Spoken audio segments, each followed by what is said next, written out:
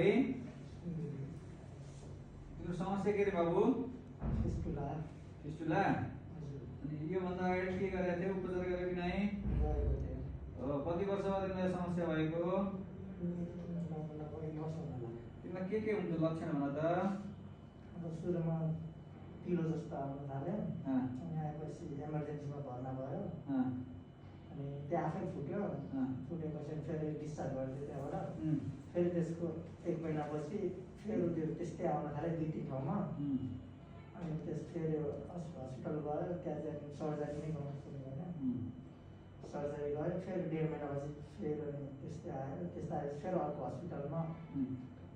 surgery गरेँ त्यसको 4 महिनापछि फेरि गयो त्यसपछि अनि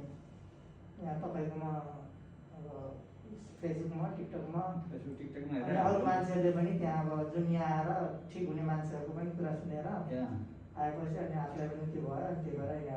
हामीले उपचार होइन